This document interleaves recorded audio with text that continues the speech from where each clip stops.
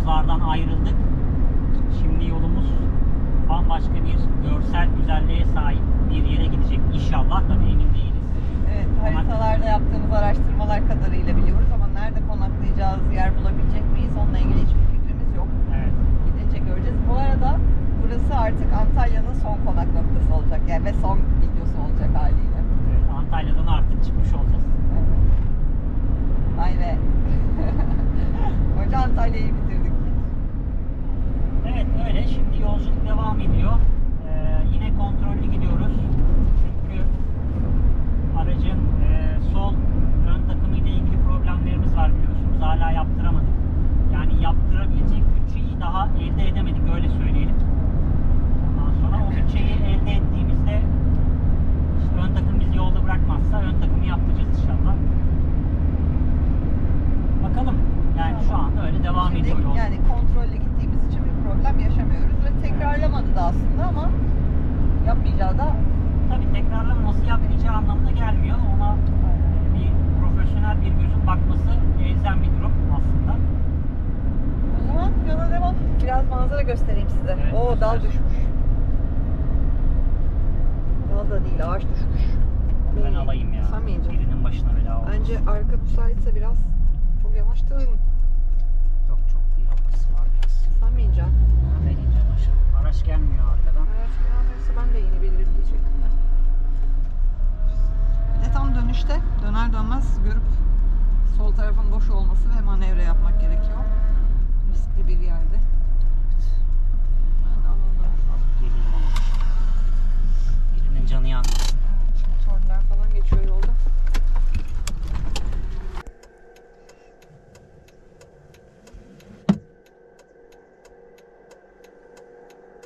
Oo, 2 taneymiş hem de.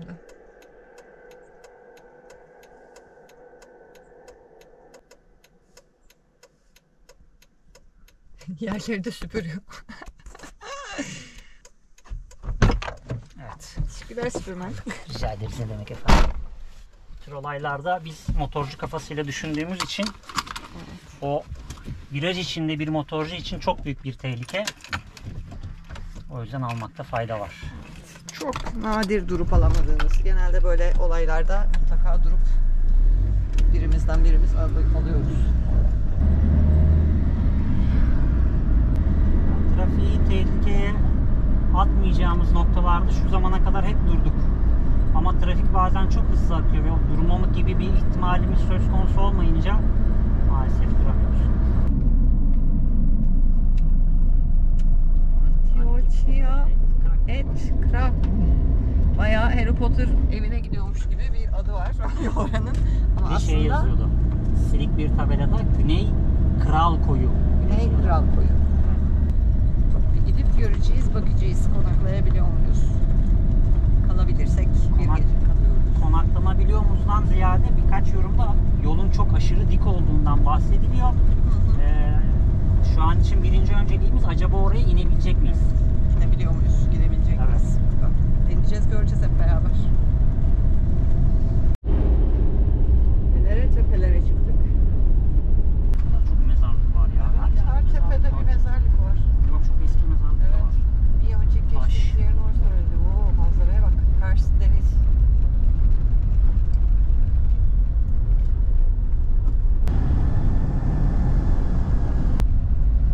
Aşağıda falan hep kalıntılar var. Bak karşıda, aynen oraya geldik. Nerede dururuz? Oo, sütunlar falan.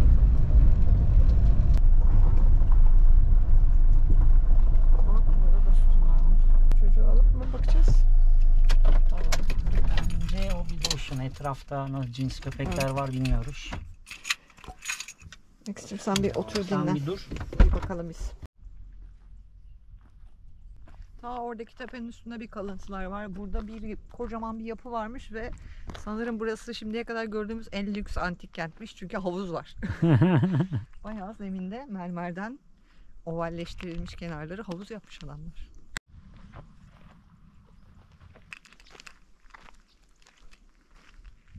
O tarafta da var yapılar. İlerimizde. Dur ben gezeceğim.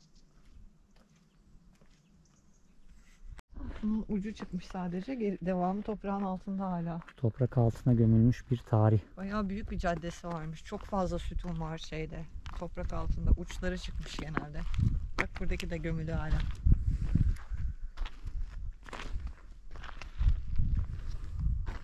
Vay be. O zaman yola devam. Evet. Bu kadar gördük burayı yeter. Çünkü gideceğimiz yol nasıl onun tedirginliğindeyiz. Hava kararmadan gidelim.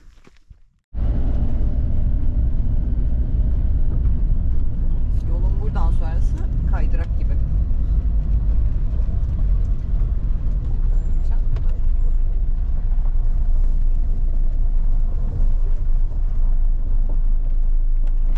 Çok güneş patlıyor, göstermek istedim ama. Yani çok da dik değilmiş ama yukarıdan bana aşırı dik geldi ya. Evet, bir inip bakalım mı? Güzel.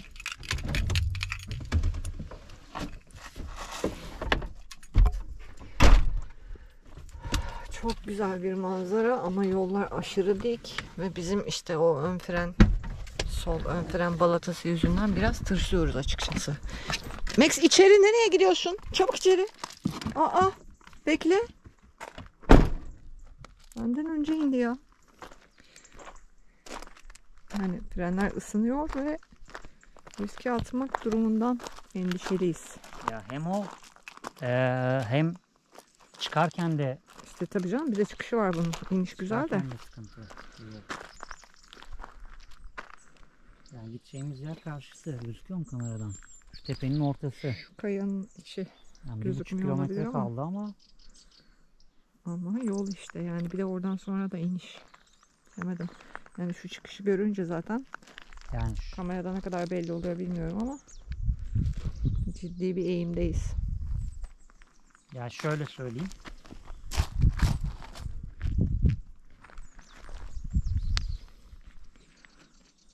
Senin boyun kadar.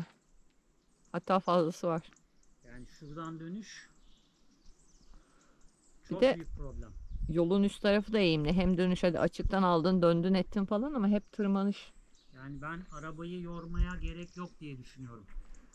O zaman da Yani hiç tabii canım riske atmaya gerek yok. arabayı yormaya gerek yok. Arabayı riske atmaya gerek yok. Sonra buralarda yolda kalmayalım. Aynen öyle. Hiç gerek yok yani. Yani şu dönüş gibi aşağıda muhtemelen 2 dönüş daha var. Evet yükseklik farkından bakarsak eğer Evet. şu yolla o ineceğimiz yer arasındaki farka bakarsak muhtemelen öyle. O yüzden burası yani bizim için es geçilebilir. Aşağıda büyük araç da görüyorum ben bir tane. Gelen karavancıların da var olduğunu biliyorum. Ama işte bizim tarzda birkaç aracın da inmekten vazgeçtiğini de okudum ben dün Ya akşam. işte şey olmasa eğer orada sorun olmasa aslında bakarsan o ısınma durumu olmasa belki düşünmezdik bu kadar. Ya ısınma durumunun haricinde bir de çıkışı düşünüyorum ben. Çıkışta da biliyorsun birkaç ay öncesinde bir sıkıntı Evet, yaşadık. Hani aracı yormalı mıyız? Gerçekten buna değer mi kısmı tartışılır. Yaz olsaydı denize girebilecek falan olsaydık hani o Evet. delikli deniz tarafına inip Şöyle ben tutayım. Sen de gel. hani orada delikli ne bileyim yukarıda kalıp işte aşağı inip denize girelim işte vakit geçirelim Evet. falan hani güzel ve özel bir yer çünkü. Öyle olsaydı belki riske atılabilirdi hani değerdi en azından ama Ama şimdi yok. Yani 2 gün kalıp devam edeceğiz. Çünkü 3 ve 4. gün yağmur geliyor. evet. Bir de şu yolda ıslak zeminde hepten problem olur o iş. Evet. Yani bence yormaya gerek Evet yok. evet. Bence yormaya gerek yok. Bence de. O yüzden ileri doğru devam. Aynen. Hadi bakalım. Ben Yani- az daha yukarıda söyleyecektim sana. Vaz mı geçsek acaba diyecektim. Ya ben yukarıdan burayı gördüm Evet. ama buradaki bu boşluğu görünce aşağısını kestiremedim. Evet çok Ama- dik gözüküyordu. Gerçekten dik yine zaten de. Dönüş çok fena. Tırmanış da çok zorlayacak. Yani karavan bizim her şeyimiz olduğu için Evet yani böyle evimize- zorlamalar Evimize iyi bakmak zorundayız. O yüzden gerek yok. Şimdi ben nasıl manevra yapacağımı düşünüyorum şurada. Minimum yani eğimle. Mıcır da çok şey. Dönmek için de biraz sıkıntılıymış burası. Yok, şuradan şöyle yürürüz artık. Tamam. Evet. O zaman biniyoruz. Olmadı, burayı göremedik arkadaşlar. Böyle şeyler de var yani yolculukta. Daha önce birçok yeri bu şekilde. Hatta İzmir taraflarında değil mi? İzmir, Datça, oralarda da birkaç koya bu şekilde gitmekten vazgeçtik. Evet. Çünkü yine o zaman da hava koşulları böyleydi.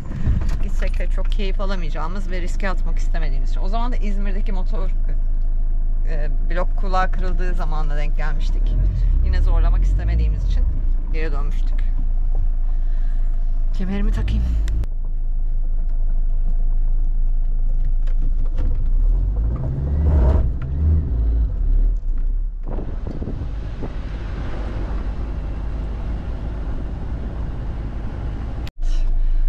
Yol o kadar eğimli ki 3 yıldır başımıza ilk defa bir şey geliyor. Evet, ilk defa bir mutfak çekmecemiz açıldı.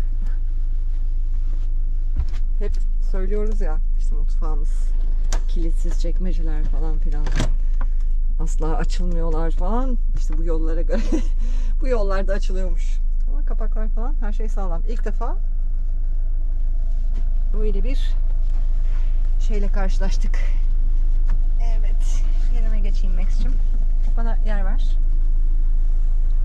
Evet. Devam edelim. O zaman yola devam.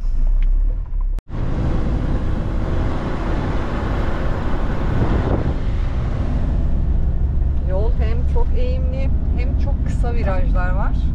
Yani yol da bozuk. Evet. Mıcır zaten çoğunluk. Mıcır atmışlar yolun özellikle o dönüş bölgelerindeki yerlere. Haliyle bizimki gibi ağır bir araçla bu yol denemek biraz riskli olabilir. Ya binek otomobil Bizim açımızdan riskli. Evet, binek otomobilinizi riske atarsınız, inersiniz. Binek otomobil için bu yol hiçbir şey değil. Evet. Ama bizim gibi ömrünü ticari araç olarak geçirmiş bu araçlarda bu tür zor yollara sokmak çok da akıllıca değil. Gördüğünüz gibi haliyle ağır bir de yani. bile ağır, 3,5 ton yani nereden baksan. Bir de önden çekişli araç. Şimdi Mercedes olsa arkadan itiş, hadi yine tamam bir Evet. nebze ama bizimki gibiler için biraz durum problemli olabiliyor. Ya bir de sizin aracınızı riske atıp atmamanızla alakalı. Tabii. Ya ben riske atmayı sevmiyorum aracımı. Haliyle bizim evimizde olunca bir de bir yandan. Tabii yani hani bunu servise vereyim, baksınlar etsinler, çekici gelsin alsın oradan demek. Yani çekicinin şu yola, çekici zaten sizi buradan almaz diye tahmin ediyorum ben. Evet, bence de. Alma, hangi çekici gelecek buraya? Zor. Gelse de kim bilir ne paralar. Tabii canım. Bizim bir arkadaşımız hayvana çarpmamak için yoldan tarlaya sürüyor karavanını. Ve otoyoldan bahsediyoruz, böyle Evet, dağ evet. tepe değil. Yani düzlük bir alandan bahsediyorsun. Adama o dönemde sadece çıkartmak için 8.000 lira para teklif etmiş. Artı nakliyesi var. Tabii. Yani aracı oradan oraya götürecek. O yüzden Ona ayırabileceğimiz bir bütçe olmadığı için artı araçla ilgili bir sıkıntı olursa gibi bir durumlardaki ödemeler haliyle bizim belimizi canım, çok şu bu anda- gece için hiç riske atmıyoruz bu gibi şeyleri. aracın sanayiye girmesi demek bu dönemde çok ciddi rakamlar demek. Ha, evet, çok güzel bir yerdi. Gördüğümüz kadarıyla. Yukarıdan da çok güzel gözüküyordu. Eminim aşağısı da çok güzelmiş ama Belki başka bahara. evet, belki başka zaman. Başka bir araçla başka bir bahara. Aynen öyle. Bakalım, yeni konak noktası bakmamız lazım bu arada. Oradan sonra su için başka bir yere bakmamıştık. Bir yerde durup bakarız. Şeyde şu ana yola doğru Evet, bir daha ineyim düz de. bir alana inince hala virajlı yollardayız. Biraz hoplak zıplak. Evet, ana yola tekrar geri ulaştık. İlk iş Tolga Cant'ı kontrol ediyor. Isınma durumu nasıl diye. Yakın. Ha, Evet, sıcaklıkları yakın. ikisinin birbirine yakın olması iyi bir şey. Evet. birbirine yakın Çünkü olması. önceki sefer, yani o bahsettiğimiz sıkıntıda sol jant çok fazla ısınmıştı. Tabii duman atma durumuna kadar. Jant da değil aslında, içerideki fren. Şimdi konum bakacağız. Burası Antalya'nın sonu artık. Ha? Burası diyorum Antalya'nın sonu artık. Evet. Şöyle yapayım. Çok dolanıyorsun. Seni çekebilecek miyim, Evet, çekemeyecek miyim karar çekemezsin veremiyorum. Evet, burası aslında Antalya'nın son videosu olacaktı ama seni çekemeyecekmişim, evet. Anladık biz bunu buradan. Bir daha baştan alıyorum. Burası Antalya'nın son konumu. Ben de buradayım. Konuşamıyorum. Başlayayım mı? Başla. Bölecek misiniz? Emin Evet. misiniz? Karar verin. Ona göre başlayacağım. Yine böleceğiz. Burası Antalya'nın son konak noktası olacaktı. Konaklayamadık. Antalya'ya böyle, Antalya bizi kovalıyormuş gibi bir veda olacak böyle Evet. galiba. Şimdi haritadan bakalım, Antalya il sınırlarında mı konaklayacağız yoksa Mersin'e hoş geldin mi diyeceğiz. Mersin mi bize hoş geldin diyecek bilmiyorum. Gittiğimiz yerleri işaretliyoruz ya, gidemediğimiz yerleri de ayrı bir renkle işaretleyelim. Çok yok gerçi. 2-3 yer es geçtik böyle. Evet. En yakın Yakacık köyü var. Köyün yarısı Antalya il sınırları içinde, yarısı Mersin il sınırları içinde. Hadi bakalım. Bakalım biz ne tarafında konaklayacağız. Antalya'ya veda edebilecek miyiz? Edemeyecek miyiz? Antalya'da başlayıp Mersin'de biten bir video mu olacak? Orada bir plajı işaretlemiştim ben. Evet, Yakacık plajı. Kaledran plajı. Kaledran. Kaledran aynen. Kaledran Mersin'de mesela. Ama Yakacık köyünün dere yatağının bu tarafında kalırsak Antalya'dayız hala. Ne yapalım? Antalya'da mı kalalım? Antalya'nın son videosu dedim ben. Yalancı çıkmayayım. Yalancı çıkmaya da orada konaklayacak yer var mı evlerin önünde, ona bakmak lazım. Kısmet o zaman. Kısmet.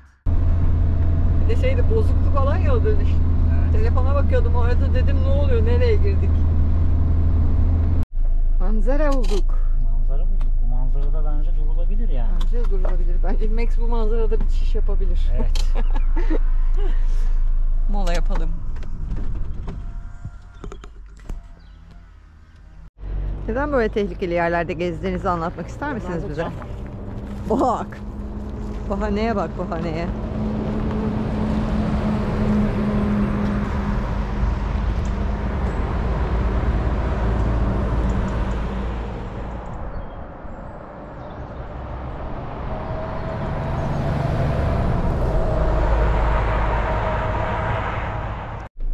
Çocuk, mola bitti. Yola devam.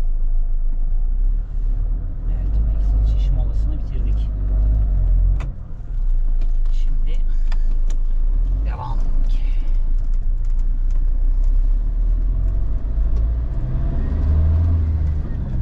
Bulutlara çıktık.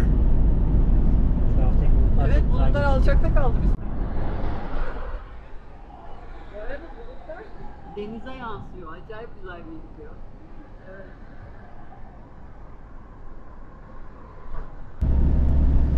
Son 10 kilometredir tırmanıyoruz. En sevmediğim yol şekli. Tüm azotçuklar. İyi billahi.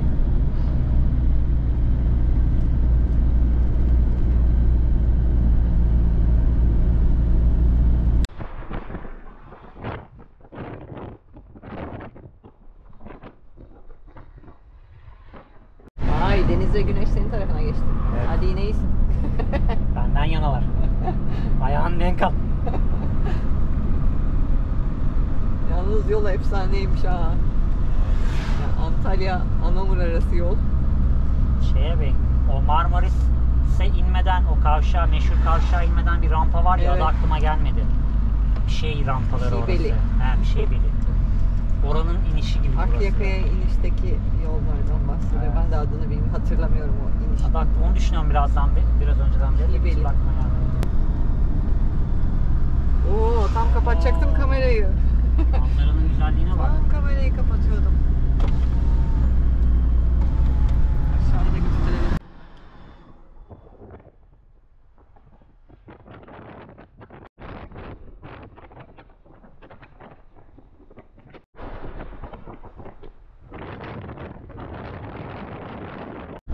Evet, Yakacık'a geldik. Yarısı Antalya, yarısı Mersin.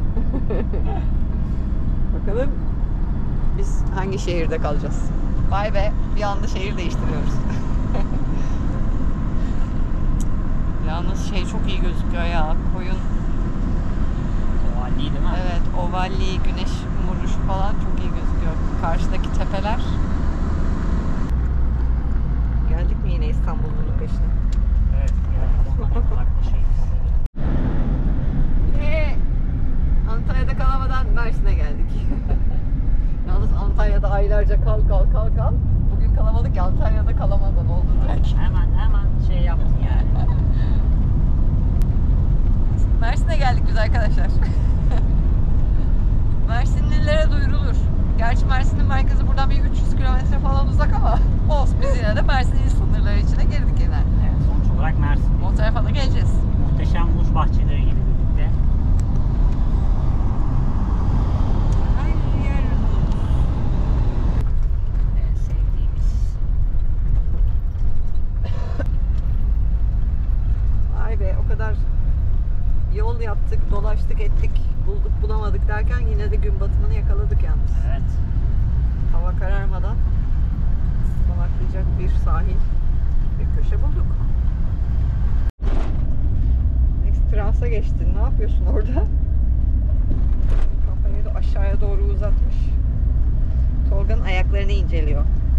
Ne yapıyor? Nasıl indiriyor? Niye kaldırıyor o ayaklar? Niye kıpırdıyor orada sürekli acaba diye. Nasıl hareket ediyor bu koca kütle diyor. Anam gelme. gelme. Allah! Muz yaprakları beni dövdü biraz. Çok yakınlar birbirlerine ya. Bunların arasına girip nasıl muz topluyorlar? Dip dibe değiller mi? Yani Baksana. çok dip dibe değil. İçeride belli tünel gibi bir ağ oluşumu var. Bu arada 200 metre sonra işaretlediğim konuma geldik gözüküyoruz Oo. ama biz şu an Biz hala gidemedik. yani nasıl bir deniz kenarına geldik.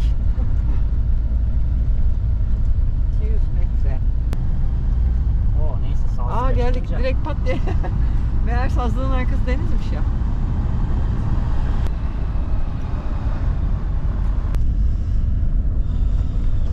Oo koca kütükler var sahilde.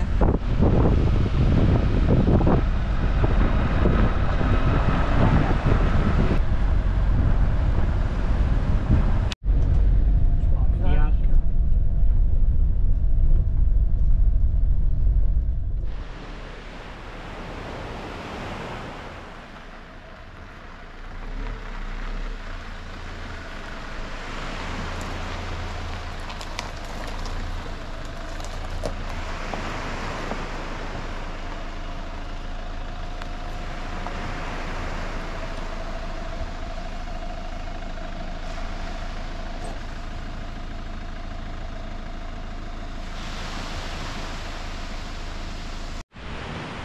Merhaba.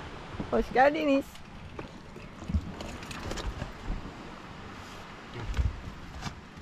bu tarafa. Merhaba. Merhaba. Hoş bulduk. Merhaba. Çok güzel bir yere geldik. Evet şu Max'in tasmasını takayım. Tahmin Etrafı ettiğimiz gibi sahil çok güzel ama sahile yanaşacak hiçbir yer yok. Girişteki bir eski işletme var. İşletmenin olduğu yere döndük mecburen. Çünkü o sahil boyunda gittiğimiz yol boyunca hiçbir yer yok. Burası da sanırım böyle bir işletmeymiş. Şu anda kimse yok. Çadırlar dışarıda kalmış öyle. Ama manzara nasıl? makrame malzeme cenneti. Evet, bu arada bayağı makrame malzemesi var burada.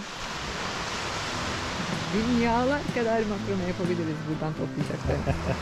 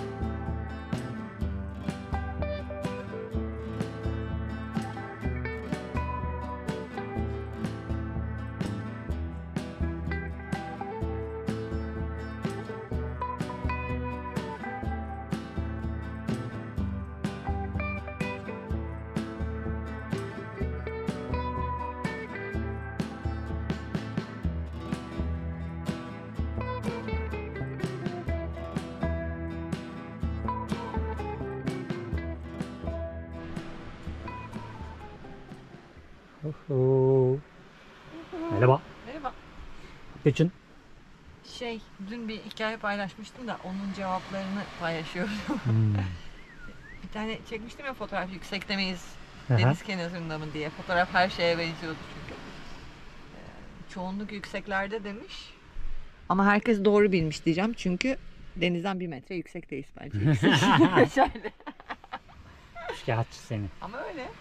Hem yüksekteyiz çünkü kimse kırılmasın ya. Sonra da artık şu kıyafetlerimi yerleştireyim diyorum. Evet. Yani kışlıklarımı değiştireyim artık dolapta. Evet. Şu sizin izlediğiniz 4 videodur. Oradan oraya. 2 diyelim ya, 4 demeyelim de. Oradan oraya dönen kıyafetler artık şu bazanın altına girecek inşallah. Şu dolaptakiler de çıkacak. Evet. Kazanın altındakiler oraya sığacak mı? Bakacağız. Hadi bakalım.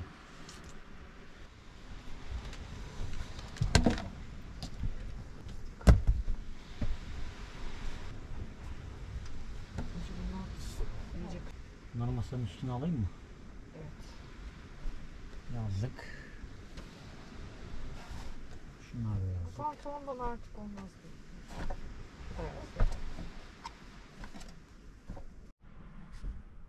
Dolabımın doluluk oranı. Tepeleme. Bu da ince. Bütün yaz boyunca dolapta duran ama asla giyilmeyen elbiselerim. Ben bu konuda yorum yapmak istemiyorum. Ama elbise nerede giyeceksin ya? Böyle rahat rahat şort tişört. Değil mi? Giyecek bir yer olursa Eşofmanlarla takılmak varken. yani giyecek bir yer olursa giyerim. Olmadığı için giymedim yani.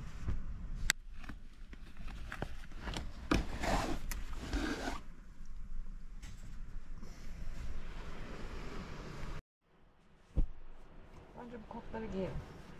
İnşallah.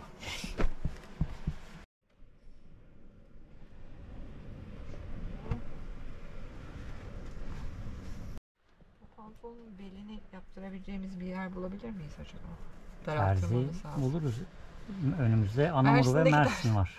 Mersin'de terzi tanıdığı olan var mı? Pantolonun belini daraltılması lazım. Ben kiloluyken almıştık o pantolonu. Çok rahat, çok güzel giyiyordum. Ama artık giyemiyorum çünkü durmuyor üstünde. Mesela olsa giyerim. Olsa giyeceksin. Belki. Olmadığı için giyemiyorum. En azından giyme ihtimalin var. Tabii canım, o çok rahat bir pantolon. Giyerim yani.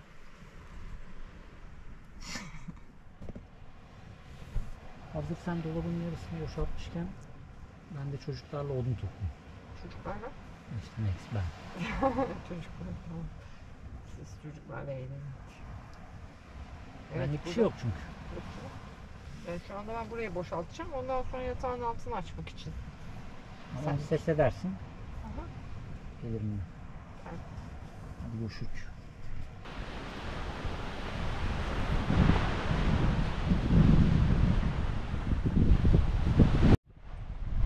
Şu bölge komple odun ihtiyacımızı karşılayabileceğimiz bir alan. Gerçi bir çuval odunumuz var ama hazır bulmuşken stok yapmakta fayda var. Ecurim Max ile şimdi odun toplayacağız. Şurada da çuvalları görebilirsiniz. Yere baktan da birçok kişi burada odun topluyor. Şöyle odun tepeleri görmek mümkün. Orada var.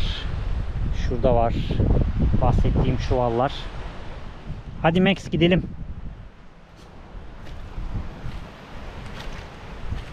Hatta kıyıya vuran daha büyük ağaçları da keserek toplamışlar hep. Fazla ihtiyacımız yok. Bir çuval toplasam bana yeter fazlasıyla.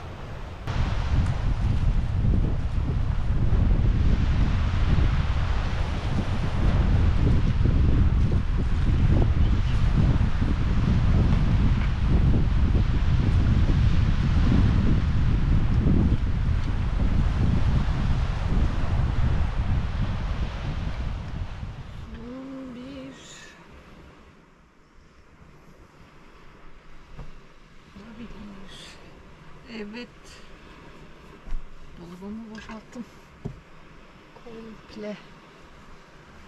Ay. Yemiyordu. Ay, dökülmeyin. Evet, bu kadar eşyam var. Yazlık kıyafetler. Bir yatak. Çok yok ya, işte şu kadar. Şimdi Tolga'nın odun toplaması bittiyse gidelim yardım isteyelim ki yatağın altını açalım. Yatağın altından diğer kışlıkları çıkartalım. Evet, o rüzgar çıkmış.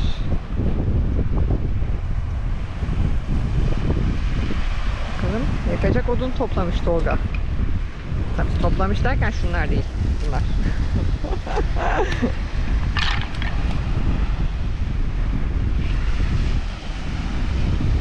Bayağı rüzgar çıkmış ya.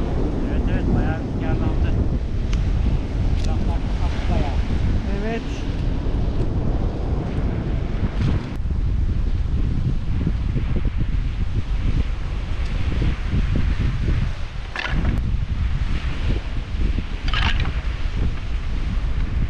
Yatağın üstünü boşaltayım, bu tarafa alayım kıyafetleri. Şöyle vereyim ben sana.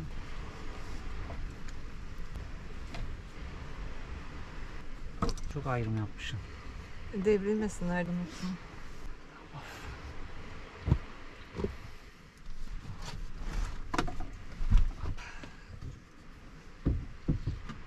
Bunları çıkaracağız. Şuraya da atabilirim. Ayak altında sana şey yaparsın. Köşeyi tutayım ben.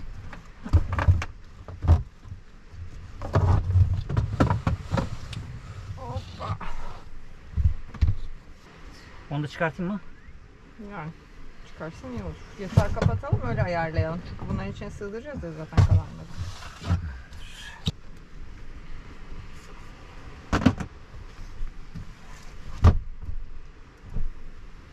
Evet. Buyurun. Mersi. Çıkarttığımız bu 3 kutuda benim eşyalarım yok tabii ki sadece. İşte çarşaflar vesaireler falan da var. Pikeler, battaniyeler. Onun için burada bir ayrıştırarak kendi kıyafetlerimi, kullanacaklarımı ayırıp sonra bu masanın üzerindeki eşyaları buraya kaldıracağız.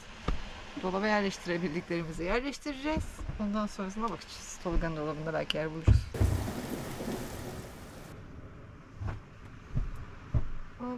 İşte bunun altı komple mesela çarşafmış. İçlikler, çoraplar, kar içlikleri yani.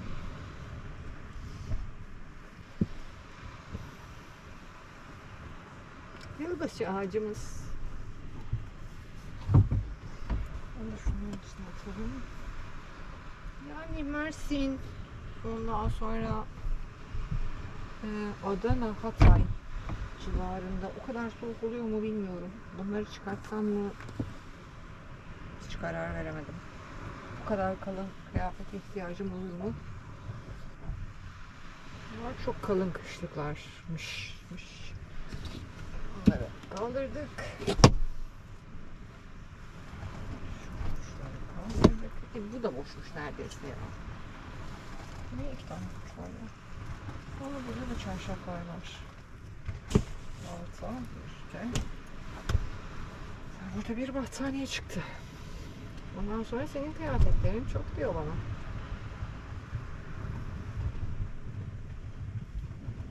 Bunu kullanabiliriz.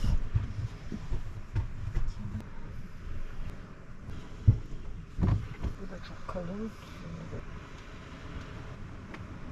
Bu arada acayip çok karasinek var burada. Karavanın içi karasinek doldu. Koca yaz bu kadar sinek görmemiştim. Evet, bütün kışlıklarımı çıkardım. Kışlıklarım yazlıklarımdan daha azmış ya. Bu kadar kışlık çıktı buradan. Arkası boş. Yazlıklar komple buraları kaplamıştı. Koyalım ve yazlıklarımızı kaldıralım.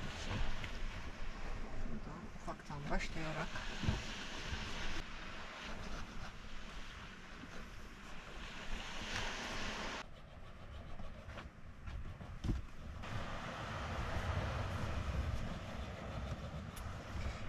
Evet, bütün yazlıklarım buraya sığdı. Daha yer bile kaldı. Vay be. Kışlıklar. En kalın kışlıklar. Bunlar kalsın. Yazlıklarda bu kadar. Şimdi asıl mesele kışlıkları dolaba yerleştirmek.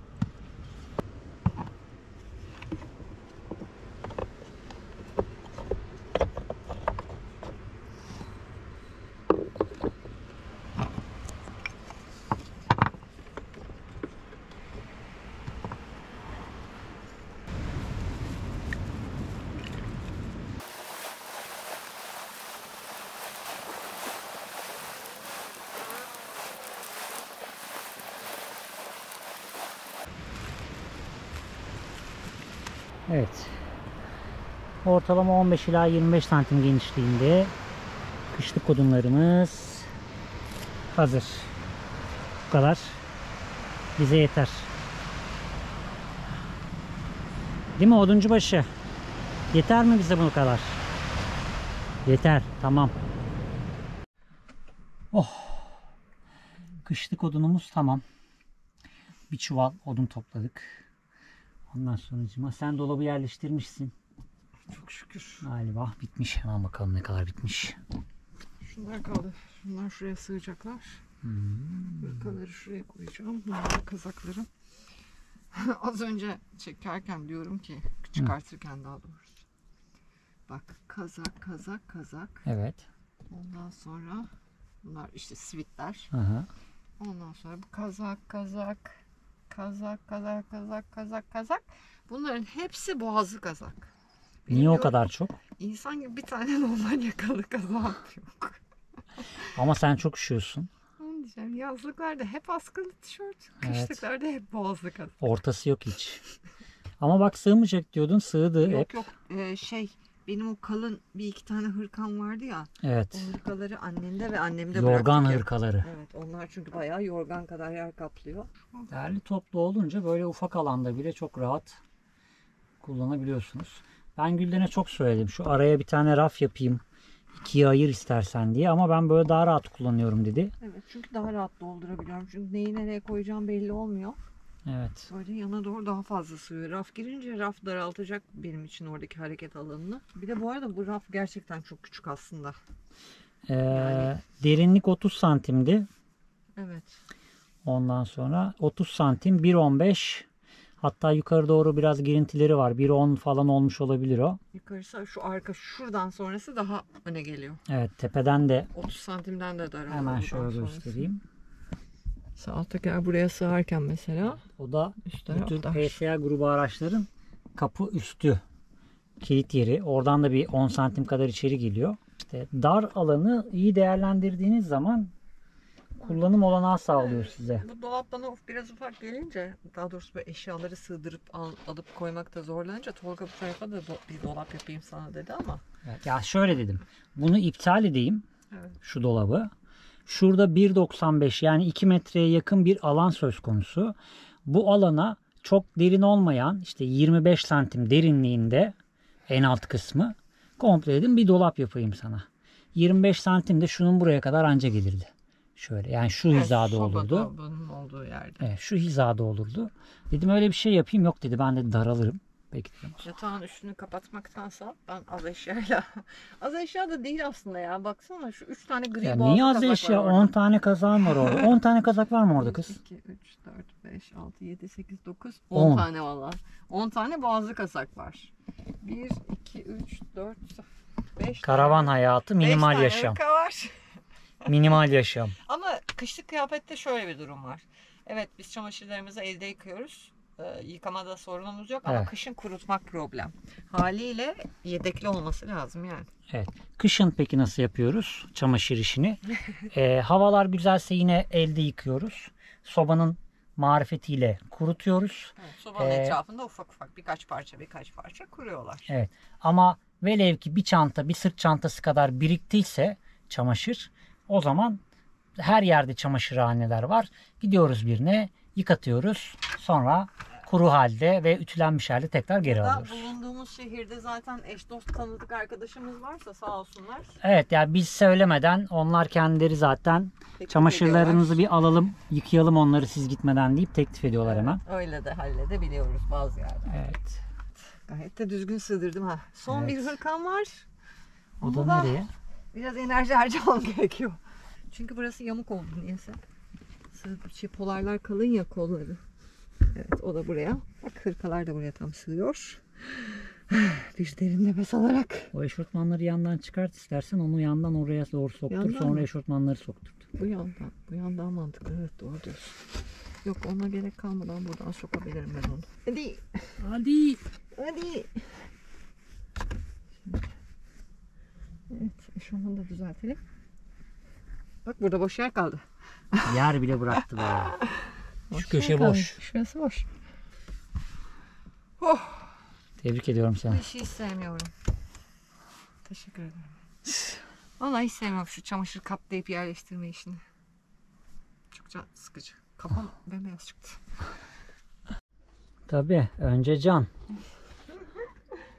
Önce can. Baksana ama nasıl acıkmış. Çok yoruldu bugün. Çok iş yaptı yazık. Kıyamam. Odun toplamama yardım etti o kadar. Evet. Odunların başında bekledi. Çok Eşek acıkmış spam. kuzum değil mi? Aferin sana. Çok acıkmış. Biz ne yiyeceğiz? Pratik.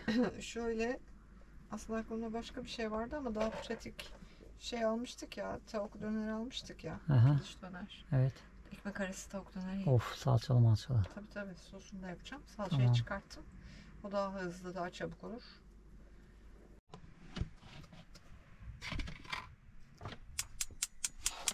Böyle. Önce sosumuzu hazırlıyoruz ki dışarıda yediğimiz o ucuz tavuk dönerlere benzesin. Bizim gençliğimizde aç kalma ihtimaline karşı yenebilecek en ucuz şeydi. Ucuz ama lezzetliydi. Tabii canım, doyurucu. Yarım ekmek, bir ekmek. Salçalı için, sos. tavuk dönerleri ısıtmak için. Bir de tabii ki ekmeğimizi ısıtmak için. Pratik dedim ama biraz uğraşlı gibi oldu böyle o derken. Bu arada hiç artık burnunu çekmeyen bir meşhur. evet, hiç kaçmıyor bile. Böyle paket piliç döner, markasını göstermeyeyim. Biz- En sağlıksız olanlarından. Yani yok, sağlıksız değildir yani. Bence değildir. Onca zamandır yiyoruz biz arada sırada. Ya Evet. uygun ucuz ne market deniyor onlara? 3 harfli marketler diyelim. Çarkı marketlerden. Atayım orada ya kasana kadar. Böyle tavaya pıt diye döküyoruz, ısıtıyoruz onları bir güzel. Birazcık da çıtırlanıyor. Evet, kolay çözüm oluyor. Yani Gülden böyle çok karıştırmış olabilir buraya ama aslında daha pratik. Pratik canım, sadece Yani sos normal- için o kadar baharat falan çıkarttım. Evet, normal sadece. yemek vesaire yapmaktan daha bir olay. Aa, Tabii bu esnada yağın altını açıp bırakmıyorsunuz. kız dedim de o kadar da kız demedim. Bu artık kızmayı açtı, küfretmeye döndü bu. Evet. Her Of. yer yağ oldu. Ben ne zaman sildim buraya acaba? Baharatları koyayım, altını kıstım. Çünkü bu salçalı sos sulanması için biraz da su ekleyeceğiz ki ona tam bir sos olsun. Öyle sevdiğiniz baharatlardan karabiber, tuz, kimyon bir tık. Ondan sonra pul biber, kekik. Böyle pinçik pinçik istediğiniz ebatlarda döküyorsunuz sosun içine. Bunu derken ağzınız sulanıyor. Acıktım ya, yorulduk. Evet. Şimdi biraz da su alayım ben oradan. Tabii ki buyurun. Yani bir Ben de kamerayı biraz titretiyorum, kusura bakmayın çünkü Çok yoruldum. odun kesmek biraz yordu beni. Bir çuval odun. Tam bir çuval.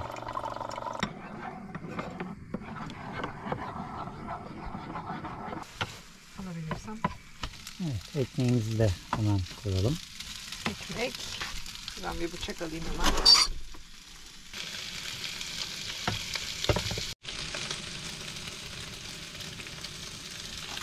Böyle sıcacık sıcacık. Önemli olan kızarması değil. Aslında ekmeğin ısınmış olması. Aynen. Hemen ikinciyi koyduk. Şöyle kapatalım, soğumak. Düşünerek. Göz kararı. Yani bir paketten 2 kişilik gayet doyurucu bir ekmek oluyor. Buna ilave de yapabilirsiniz. Patates kızartması vesaire falan Tabii pişman. tabii. Tamamen sizin keyfinize kalmış. Aa, domates doğramadık bu sefer. Gerçi sos Öyle yap. sos var. Domates doğranabilir içine. Turşu doğranabilir. Sizin damak keyfinize kalmış. Evet. O zaman afiyet olsun Afiyet bize. olsun. Evet dostlar. Neresiydi burası? Kaledran. Kaledran plajında konakladık. Delikdeniz'e inemedik. Evet. Çok güzel bir yerde, evet. Gitseydik çok güzel görüntüler sunabilirdik size. Ama işte videoda da bahsettiğimiz malum sebeplerden ötürü riske atmak istemedik. Aynen öyle. Yani gerek yok çünkü araç fren arızası var. Orada bizim frenimizin boşalması demek çok ciddi problemlere yol açabilirdi. Evet. Riske girmeye de gerek yoktu. O yüzden şimdilik orayı es geçtik ama mutlaka orada Evet. o görseli size de aktaracağız. İlla ki bir gün oraya gideceğiz. Şimdi yeni yollara doğru devam etme vakti diyoruz. Kaledran plajından ufak ufak ayrılıyoruz. Evet, yeni güzel konumlarda, yeni güzel manzaralarda, yeni maceralarda buluşmak üzere. Hoşça kalın. Hoşçakalın.